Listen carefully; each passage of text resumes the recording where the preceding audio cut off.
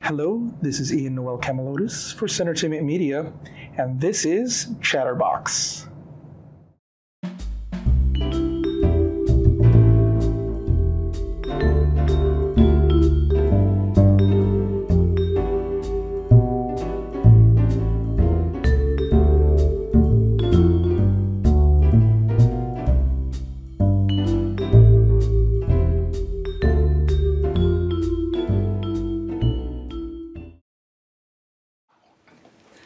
Hello, this is Camilotes with Entertainment Media, and I'm here at Anime Magic with cosplayer Stella Chuu. How are you doing today? I just had the world's largest Pocky. It's pretty great. Well, I'm still trying to get used to this wig. We were just talking about it earlier. You look so fabulous, very demure, very cutesy. Well, I appreciate it. So I wanted to start off, and I've been asking a lot of the cosplayers this, and you did talk about it a little bit earlier. What drew you to the world of cosplay? Dude, I've always been in the anime scene. I've been watching anime since I was little, but also like I've been a nerd since I was little. So like I was in fanfiction.net like when I was 12. Like I was one of those, right? I was in like RP groups. And what was the chat program from like friggin' 1995? Because of the I. Ooh, what? Oh, I can't even remember what it was. AIM? No. Aimbot? No. It's like the chat program where all the memes came from, and you join chat rooms. That not AOL, but this was before AOL.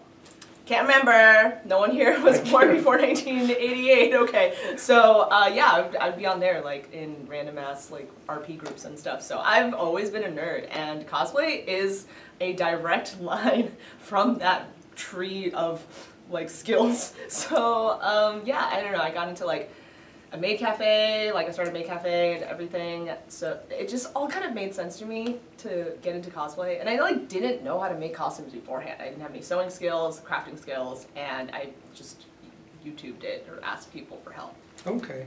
What were some of the animes that you loved when you first started getting into cosplay?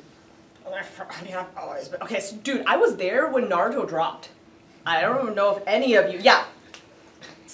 So I was there, episode 1 of Naruto dropping, like on BitTorrent when I was like in high school, right? So I knew about it before anybody else. I was cosplaying it before anybody else, like for Halloween in school.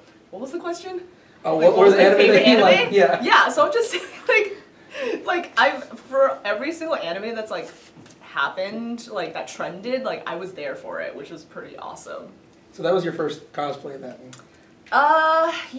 Yeah, Naruto, like I did Sakura, okay. And I made the headbands out of tinfoil. Okay. One of the cosplays you did was, if I remember correctly, Marin Kitagawa from My Dress Up Darling. Mm-hmm. You've seen the anime and read the manga, right? Yeah, I haven't caught up on the manga. I know like a ton of chapters just dropped, so I haven't like read it in like 2 years. Okay. What, especially with that opening the eyes to more of the behind the scenes when it comes to, in some ways, to cosplay, what are some of the things that you actually feel they got right about the cosplay? Quiet, autistic coded guy who follows you around and just wants to be your friend. My favorite. And then the ADHD gremlin who's like, I want to do this. No way, I want to do this. And the guy just has to be like, I guess we'll just figure that out and I gotta learn a new skill overnight. And she's like, yay! I forgot what I wanted. Okay. What are some of the favorite types of cosplays that you like to do? Because you've got so many on your social media. I don't know. I feel like everything is great under the sun. I mean, until I like make something and I freaking hate it. But in general, I love building costumes, learning new skills. Like over the past few years, really getting into 3D modeling, 3D sculpting, and 3D printing. So I have like 7 3D printers now. So that's pretty cool. I don't know. It's fun. Okay. The biggest thing now with cosplayers, you do it especially, is social media, but it's not just pictures. You talked about earlier, you've got a podcast and you've got like video content. Yeah. How do you come up with some of the ideas for that? Because that seems to like grow from cosplaying. I mean, anime in general, like anime fans in America are all about the memes and always have been about the memes. Like we're never serious about what we like. The amount of like weird Miku cosplays, the amount of weird Sonic cosplays, right? It's just kind of like part of our culture. Like I literally went to a panel last night about yaoi feet. and it was packed house. So I never want to leave here. I love this place. So yeah, just like being in it makes me feel good. Okay. You know? Well, I remember looking up some of the stuff that you had on your YouTube page, and you did.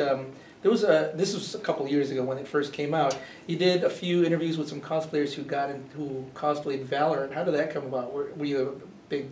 Did you get into Valorant playing it, or? I'm not very good at Valorant. I play it occasionally, but every time I'm like, guys, you gotta re-explain the game to me. I already forgot because there's so much to it. Valorant's hard, and the amount of people who are like pro level at it who are not what I expected to be into Valorant. They're so good. So I really like working with Valorant team. They're amazing. I recently did a chess piece for Odatari's performance at championships in Korea. That was really cool. And yeah, I've just done a bunch of Valorant costumes for a lot of people.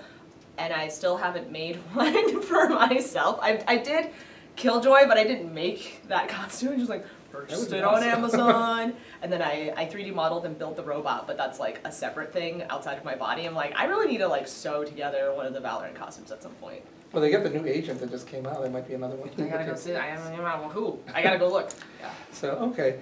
Well, what are some of the upcoming cosplays that you have planned for the future? I know you've got a few this weekend, but what are some other ones that you might be working on? So, I don't know if you've seen Delicious in Dungeon, but there's a girl, her name's Fallon, and she turns into a chicken. I want to become her. I'm really excited. I have already been... Chicken's a lot today. Oh, yeah, dude. Yep, KFC chicken. So I'm really excited to make her. It's going to be a big undertaking. I haven't really done a lot of like larger-than-life cosplays, and this one is very large. It's going to be a whole dragon butt behind me. And I recently made a cosplay for Shibuya Kaho. I turned her into a centaur, Speed from One Piece. And that was the first time I've ever done something that was kind of as outside of the body as that, and it taught me a lot of things, and I want to take the next step and utilize that skill to make a dragon butt. Okay. Well, I wanted to end this by asking, especially because of so much social media and videos that you do, what advice do you have for any cosplayers that want to expand their horizons, being able to get out in social media, not just pictures, but like video content and all Yeah, that just stuff? do reels, and if you're too shy to go outside and do it with other people, just do it in your room. In fact, you might actually grow faster if you do it by yourself in your room. Anyway, it's great. Makes it easier. Just do video content. Figure out what works for you. It's fun. Okay. Well, before we end here, I just wanted to see if you can let the audience know where they can find you on social media. StellaChuu. That's it. YouTube, Instagram. That's it. StellaChuu. There it is. Well, thank you again for taking the time to chat here. Thank you very much. So this is Noel Camilotes for Entertainment Media, and thank you for listening. Bye.